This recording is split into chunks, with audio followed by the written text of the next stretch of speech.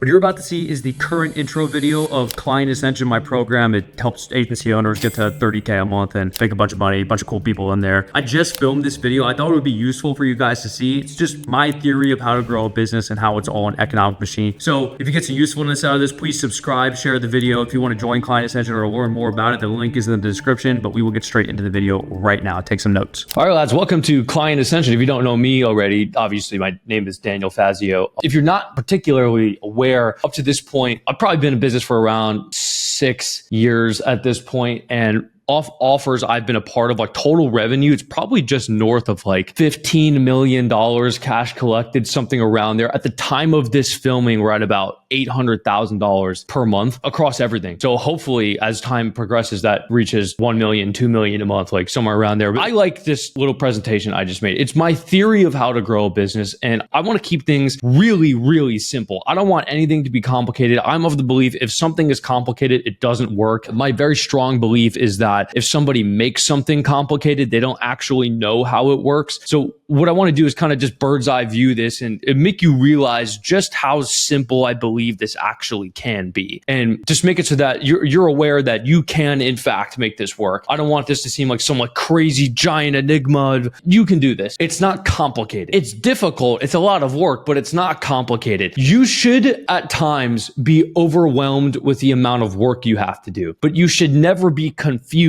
about what you have to do. You see the difference between these two things? You should have a lot of stuff to do and feel like you're overwhelmed with the amount of stuff that must be done, but you should never be confused about what must be done. You should always know exactly what needs to be done. And that's what I'm trying to relay to you inside of this quick presentation here. So real quick, you should be in Slack at this point. Like you have your private channel with your student success coach. You see everyone over there and you be in the community and all the channels. So like Slack is like the community and you should be engaging that as much as possible. Like put a profile picture, you know what I mean? Like talk to people, like message people, like there's literally the entire function. There's like be active inside of the community. Like good things will come if you talk to people who make money, which is like what this is. You're in a community of people who make money, like make friends with them. You see what I mean? So I want to like quick note here. You are allowed to DM me inside Slack at any time. This is encouraged. I can't help you if you don't message me first because I can't read your mind, right? Like message me. It's completely okay. I will respond, right? You see what I mean? Like it's okay to do that. I encourage you to do that. So I want to walk through what I think business is. And I think business is an economic machine, right? So your business will only grow when you dissociate it from yourself. This is an actually interesting concept. If you believe your business to be like, it's just you, it's not actually true. It's like an economic machine and it needs to be designed where you need to dissociate personally from this machine. You see what I mean? It's just a machine that you own. You need to build it to be a mechanical process. You see what I mean? You need to dissociate it from yourself. It's not you. This is the difference between being able to scale something or not. So you're not the business, you are the operator of the business, which is an economic machine. You input resources, time and capital. So there are only two resources in the world in economic machine, time and money. So money is capital, right? You input resources, time and capital into the machine. And if the machine is designed correctly, it should spit out an increasingly larger amount of capital. So this needs to be designed where if you input time into this machine, it spits out profit. And if you input money into this machine, it inputs out more money. You see what I mean? It needs to be designed to profit. That's the entire function of business. Literally, there's no other purpose to a business beyond the function of creating profit, creating capital. You see what I mean? That's what you're trying to do. So you need to think of this as your business is a manufacturing facility of profit. Now, I'll go through this real quick and then I want to give you an analogy. So business is comprised of all of these components: traffic, leads, conversations. We'll refer to these as calls, clients, and then case studies. Therefore, there are only 5 categories of actions you can ever perform in the business that would be deemed productive. If you are doing anything that is not actively contributing towards these, it is a waste of resources, time and capital, right? So these are the only 5 things that you could be doing at any given time that are productive. It's either getting more traffic, converting more of that traffic into leads, converting more of those leads into sales conversations, converting more of those sales conversations into paying clients, or getting results for your clients so that they become a case study. So the analogy I want to give you is that a manufacturing facility works via dependency. So imagine you're like producing widgets and there's like 5 components components of a widget. But to make it the second component, the first component must be made first. You see what I mean? Like that's the input to section 2. Imagine there's 5 production machines, right? And these machines each work. The input of machine 2 is the output of machine 1. So like machine 1 does something with raw materials, and then it has like this kind of unfinished product, and then that's the feed for machine 2. And then machine 2 does the same thing for machine 3, right? So in order for machine 5 to spit out finished product ready for sale, it depends on the production of all of the previous machines. Now, this is a problem because let's say you have a whole system and then like machine 5 breaks. The whole business ceases to exist. It goes bankrupt. It can't sell anything. If machine 3 breaks, it's the same thing. If machine 1 breaks, it's the same thing. If any one machine goes down, the entire system is destroyed. You see what I mean? This is what your business is. Traffic, leads, calls, clients, case studies. So in order for you to have leads, you must first get traffic. And in order for calls to occur, there must be leads. And in order for clients to be signed, there must be calls. And in order for case studies to be produced, there must be clients. And in order for traffic to be generated, you must have case studies. Where it's like, well, what if I don't have case studies? How do I get traffic? How do I get authority? How do I get people to even want to speak to me at all if there's no case studies? I don't have any experience. That little breakage point is what my entire offers section covers, about risk and guarantees. And I'll touch on it in here, but this breakage point right here, that chicken and the egg story, what came first, the client or the case study? You know what I mean? That's what risk is. That's what I talk about in risk. And that's what I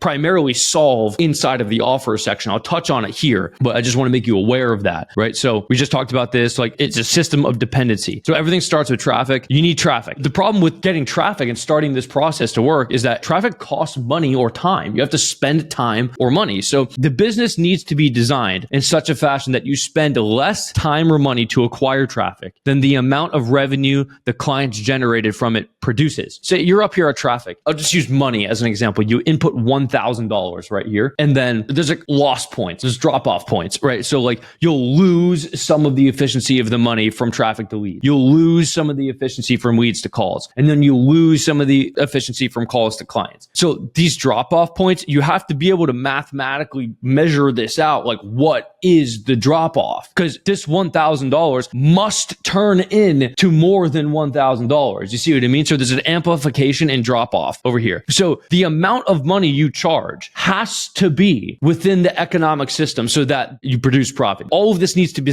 designed in such a fashion to where you make money. Real quick, hope you guys are enjoying this. If you want to join Client Ascension, the link is in the description below, just clientascension.com. It's for people who want to get 30K a month in your business as fast as possible. It's for B2B offers, agency owners, a bunch of cool people in there. Everything I'm talking about inside this video, we just help you build that one-on-one and just help you make as much money as quickly as possible with the least amount of resources possible. So if you're interested, click that link in the description below. And if you're getting some value, like the video, subscribe, whatever. All right, peace. So you heard all the ways to get traffic. There's only 3 ways to do this. There's cold outreach, content marketing, and ads. That's it. There's nothing else. Cold outreach, cost via money is low. Cost via time is high. Speed is fast. Compoundability is no. It does not compound. If you stop doing it, it stops working. Content marketing, cost via money is low. Cost via time is high. Speed is slow. And compoundability is yes. It will increasingly get better and better over long periods of time. And it will compound on top of each other. Ads, cost of money is high. Cost of time is low. Speed is fast. Compoundability is no. If you stop doing it, it stops working, right? So if you want to get clients fast with little money, you should do cold outreach. You will, however, need to spend a lot of time. There's always a trade-off, right? So if you have little money and you want it to work fast, your only option is cold outreach. This is why like people under 30K a month, this is why you're primarily directed to do cold outreach. And when you're above 30K a month, you're directed to do ads because now your constraint at this point shouldn't be time. You have money. Well, you're at 30K a month, you have money. That's what Olympia is for. Like the mastermind we have, like after Client Ascension, it's Olympia. It's all about ads. You see what I mean? But Client Ascension, you're below 30K a month, it's cold outreach because you don't have the money to run ads. So let's talk about funnels real quick. The holistic machine of your business is referred to as a funnel. So it's not just like the pages, like, oh, the opt-in page, and that's not a funnel, right? It is, but it's actually the entire combination set of your traffic system, your lead system, your sales system, and your offer. So this is the funnel visualized. So we break this down based off the metric and then the actions that influence that metric. So like your traffic to lead rate, this is the proportion of your traffic that converts into a lead. So like for cold outreach, your response rate or your positive response rate. If you are running ads, it's your opt-in rate. What influences the traffic to lead rate? It's the strength of your offer. It's how good your content is. It's how much outreach you do. It's your sales assets, which is kind of like more content. Then you have like some amount of these leads turn into calls. So it's a proportion of your leads that book a call, and that's your call booking rate. So what influences that? It's your offer strength, your landing page, your VSL, email flows, broadcasts. If you have other kinds of offers, risk reduction offers, we'll talk about on the offer section,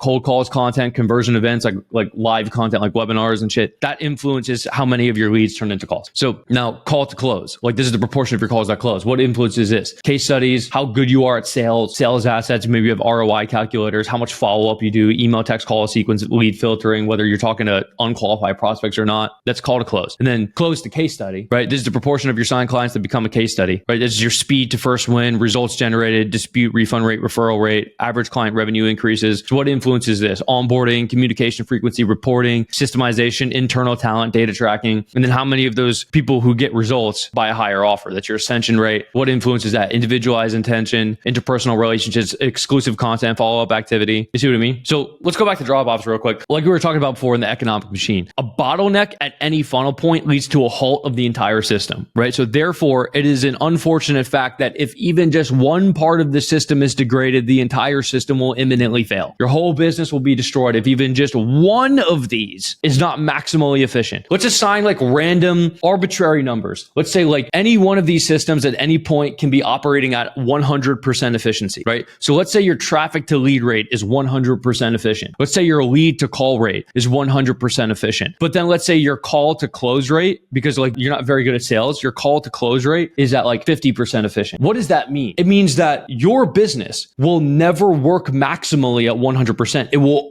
the entire system will only work at 50% efficiency because this one component is only at 50% efficiency. If you want your business to be 100% scale efficient, every single one of these must be at 100%. Every single one. And if even just one of them drops to 40% efficient, 30% efficient, the entire business drops to 40% efficient, 30% efficient. The entire thing gets fucked. Every single one of these must simultaneously be operating at 100% efficiency. And if even just one of them fucks up, the whole thing fucks up. You can't spend all your time focusing on only one thing. Every single thing must work at 100% maximum efficiency, all of it. And if it's not, the whole thing is screwed. Super unfortunate, but that's just reality. That's just how it works. So therefore, let's say you arise into a situation where something isn't working and you just say something along the lines of like, the business isn't working. I'm not making as much as I want. Like, I just don't know what's wrong. This is a mathematical process to figure out what exactly is going wrong. If the business isn't working, it must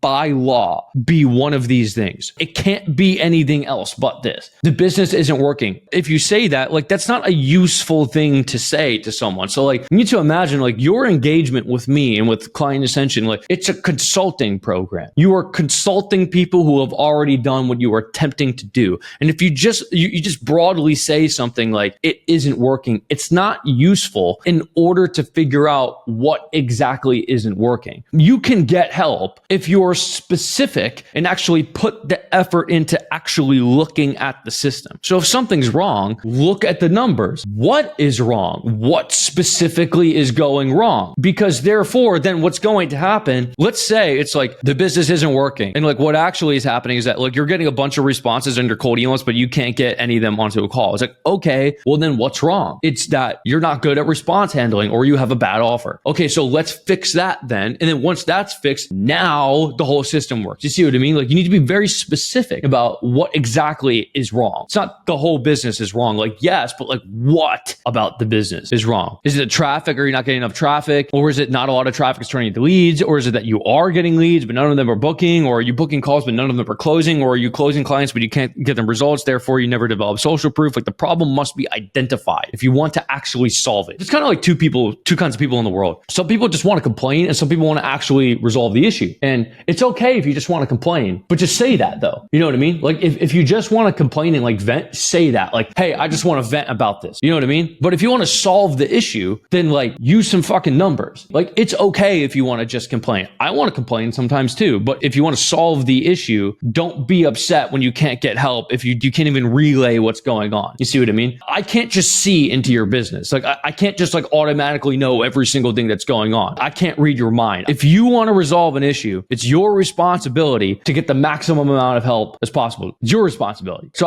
I'll talk about that in a second. So let's talk about quickly human persuasion. So while your business is a machine, you must not forget the human component. So the only way to acquire money is to have another person give it to you. And the only reason another person will give you money in B2B is if they feel as if the investment will result in more money for them, right? So therefore, there is no other reason you will make sales ever beyond the full belief from the prospect that by engaging in your services, they will experience a return on cash invested. Therefore, your entire job and everything you do is to make the prospect feel certain that by working with you, they will make an ROI. I just want to make that very clear. If you're selling to other companies, there is no other reason anybody will buy from you ever beyond the function of investing money and making more money after that. You make clients money. There is literally no other reason they will ever work with you at all, ever. It's to make more money. Like, oh, I do websites and some people just want to have a pretty website. No. Why would somebody want to have a pretty website? Like, so they look more professional. And when they look more professional, the conversion rate will increase. And if the conversion rate increase, that means to more paid users. If they have more paid users, they make more money. You got to go down the logic chain, down all the way down the logic chain. There is no reason at all in existence ever for any single one of your offers. There's not a single exception to this at all ever. It is to make more money for the clients. There's no other reason.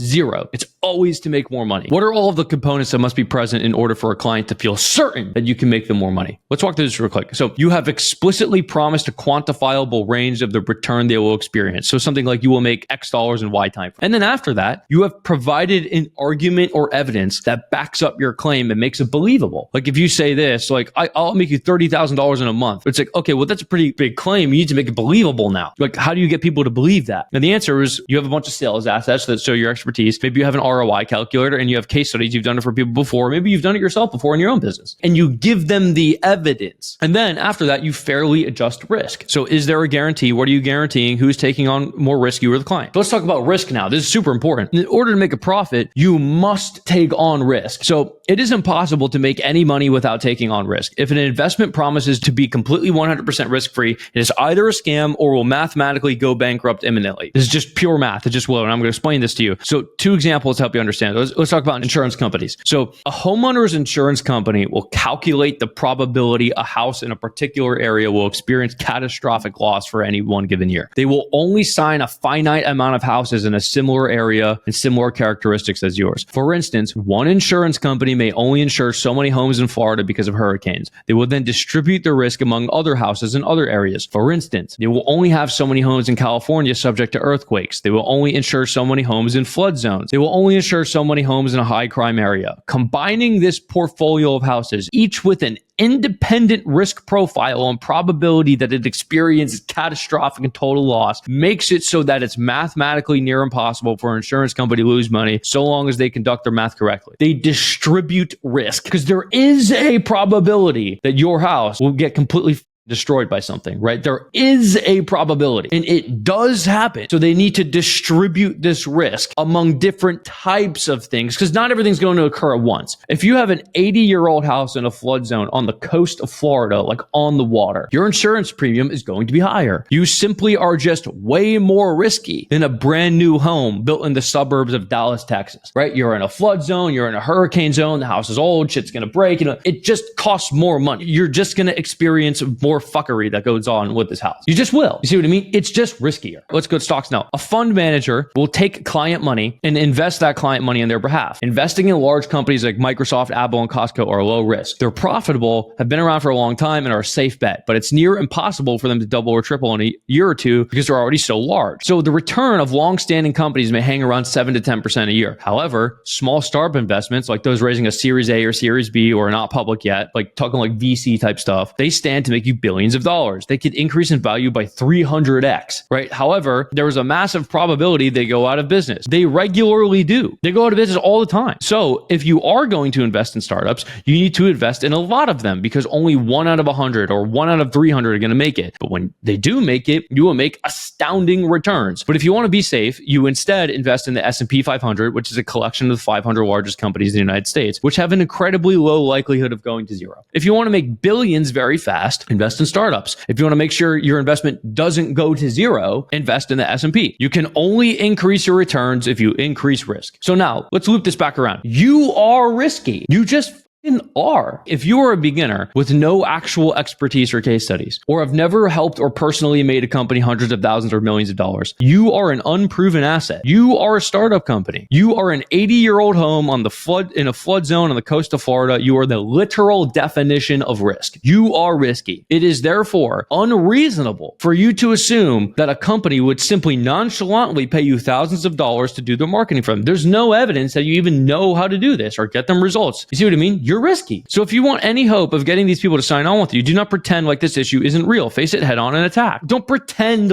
like no one knows that there's risk involved. The prospect you're talking to knows there's risk. You know there's risk. You're fighting to make it least amount of risky as possible for yourself. The prospect is fighting to make it the least amount of risky for them. So relay to the prospect that you are aware of the situation, you are unproven, and they have no reason to believe that you can actually generate them a result, because you literally probably actually can't generate them a result. Like, you probably actually can't get results for a lot of people if you're a beginner. Like, you actually might not know what you're doing. Just be real about it. Like, it's okay. It's okay that you are not the kind of person who can get everyone results right now. It's okay. You will more than likely screw up most of the clients you work with and actually lose them money. But you will do this enough time until you discover what type of clients you are capable of getting results for, and then what you're actually good at and can get results doing. This is the exact inflection or realization point that determines whether you quit your business or not. This is it. Are you going to be so overly upset and neurotic about your inability to get 100% of clients' results? Is this going to drive you absolutely insane where you stay up late every night thinking about it, having nightmares about everybody asking for refunds because you can't get results? Is that what you're going to do? Nobody on earth gets 100% of their clients' results. You will lose clients' money. I promise you're going to do this. You are going to have to give refunds. It is going to happen. It is simply that as you build a level of authority that is higher than your clients, you can afford to adjust the risk away from yourself and more towards them. As you build more authority and more case studies and more expertise, and you actually know what you're talking about, clients become more okay with taking on more risk themselves. But when you have absolutely nothing, when you are nobody with no results and no magnificent anything, you have to take on more risk yourself, and you have to just give refunds if you don't get results. That's just a part of the game. That's the process. You just have to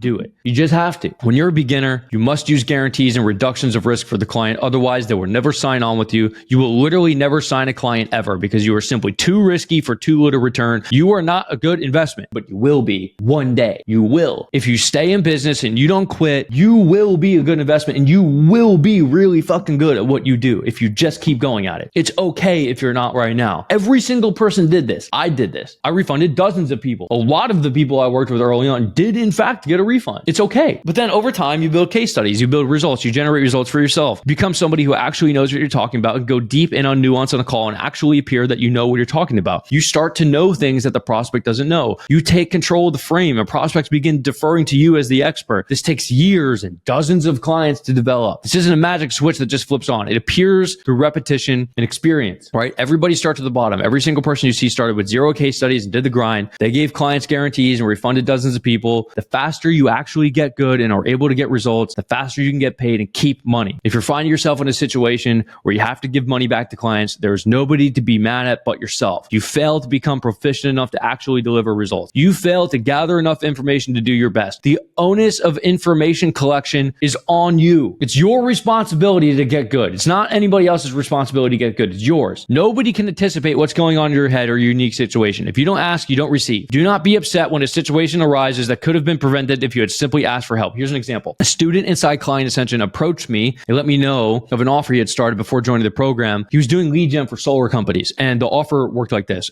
He would not charge the client anything up front. It was completely free to start. He would cover the ad spend of his client. He would be running ads for the client using his own money. And then the client will get solar installations booked, complete the service, and then afterwards pay him. It was extremely lucky for him to have come to one of my calls and explained this to me, because I probably saved him losing like $10,000+. He signed 8 clients on this deal. He did absolutely zero vetting of them. He just signed absolutely anybody who would get on the phone. He was effectively just giving out free money. Here's the problem with this. Absolutely none of these clients will get a result. They will not be invested into the relationship at all. They will not give a shit about the leads. They will lie about when an installation is completed and stiff the student out of his commission. They will steal his ad spend money from him. He started charging a setup fee instead. And then he was letting me know that the onboarding time that people pay the setup fee, it's like a day. But all the people, they didn't pay anything. It takes like 3 weeks or a month. People don't take shit seriously. You just fucking give out free money. Don't do that, right? right? So if I did not catch this student would have lost a shit ton of money, churned from Client Ascension because he lost money. And if he was a bad guy, he would probably go leave a review somewhere saying that we gave him horrible advice. In reality, what really would have happened would be that he did not understand that information collection is his own responsibility. And not a single person on earth would be aware of what he had just done, that he had just given out free money to a bunch of shitty businesses. He was just saved from tens of thousands of dollars of loss. And what I'm trying to get at here is the responsibility of information collection is on you. Just like the responsibility of your health is on you. And doctors are not here to save you. Doctors are consultants upon your bodily autonomy. If you fail to express to a doctor that there is a lump on your testicles, he is not responsible for your dying of testicular cancer. Yes, even if you weren't aware that a lump on your testicles was a bad thing, even if you weren't aware, it's not the doctor's responsibility, it's yours. Ignorance is not a defense to reality. Reality simply occurs, and you do your best to attack it and go on offense as much as possible. That's what you do. So what you would develop inside Client Ascension, an offer that maximally results in the highest possible lead rates, call booking rates, and close rates. A system of generating traffic using the least amount of capital and time possible. This does not mean you won't spend either. It simply means you'll be shown how to spend time and money wisely. A system of converting your calls into closes by developing yourself into a proficient salesperson. A system of management, operating, and hiring so you can handle many clients simultaneously while sustaining new growth. This is a very simple straight line process. You're going to create an offer that's designed for cold traffic. That's what the offer section is for. You're going to make a VSL that explains this offer. You're going to push traffic to this offer via cold outreach and content. You're going to take sales calls, record them, practice at getting better. You're going to close the clients to get them results, and then you're going to collect and produce case studies. That's it. That's how you grow a business. Let's start.